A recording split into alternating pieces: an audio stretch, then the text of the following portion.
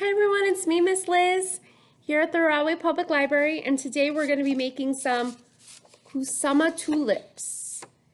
So this is inspired by the artist Yayoi Kusama, and if you see on your instructional sheet, I have a little bit of information about her. She made lots of art with dots, you can tell.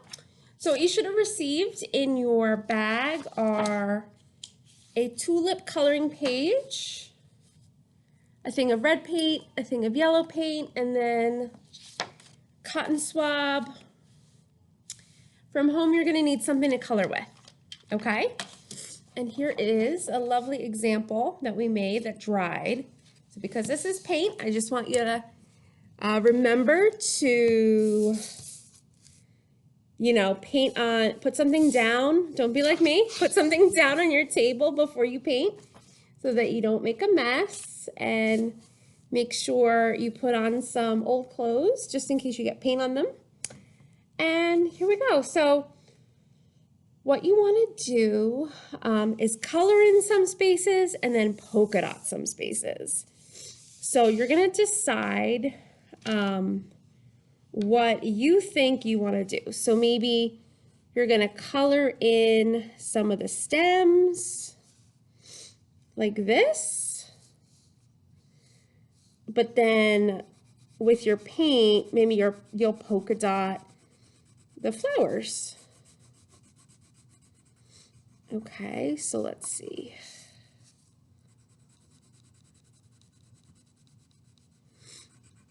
Okay, so I'm coloring in these stems and leaves.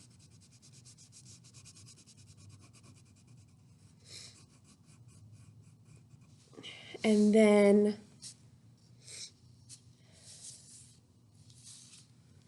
now what I don't color in, I'm gonna polka dot.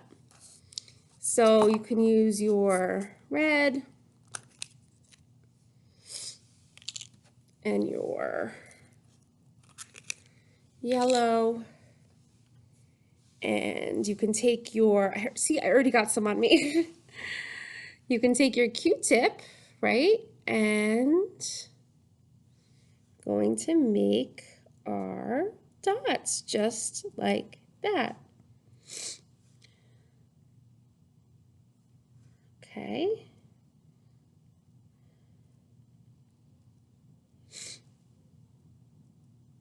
I love polka dots so much.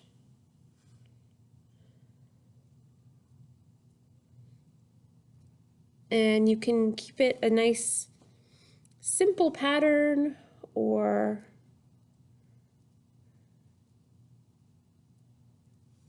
you can really mix it up.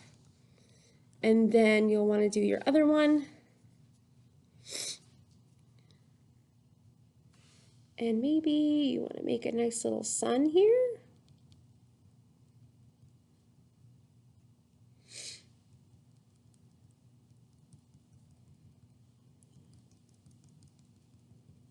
Okay.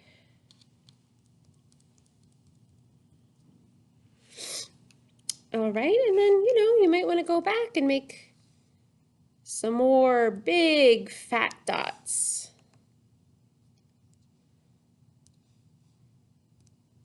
Or maybe some real tiny little dots. You can try and play with that. Doop, doop, doop, doop, doop, doop. Okay, so get creative. Make this however you want, and then, of course, let it dry and put it on display.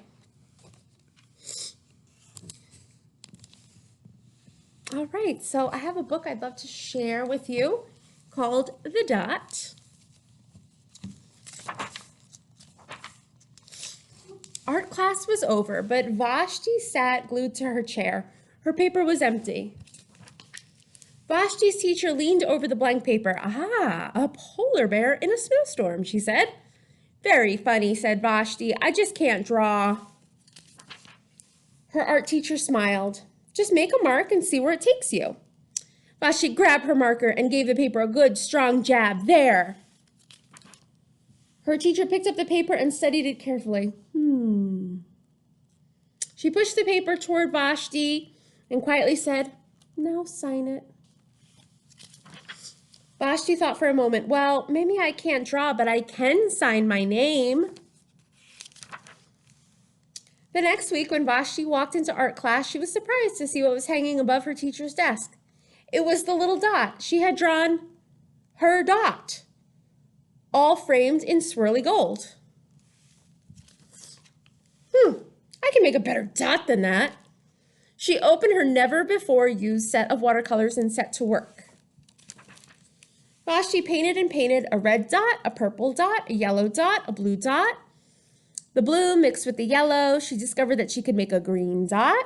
Vashti kept experimenting, lots of little dots in many colors. If I can make little dots, I can make big dots too. Vashti splashed her colors with a bigger brush on bigger paper to make bigger dots. Vashti even made a dot by not painting a dot. You see them? At the school art show a few weeks later, Vashti's many dots became quite a splash. Vashti noticed a little boy gazing up at her. "You're a really great artist. I wish I could draw," he said. "I bet you can," said Vashti. "Me? No, not me. I can't draw a straight line with a ruler." Vashti smiled. She handed the boy a blank sheet of paper. "Show me." The boy's pencil shook as he drew his line. Vashti stared at the boy's squiggle, and then she said, "Sign it." So this is all about making art, even if you think you can't make art. All right, thank you so much for joining me. I'll see you next time. Bye.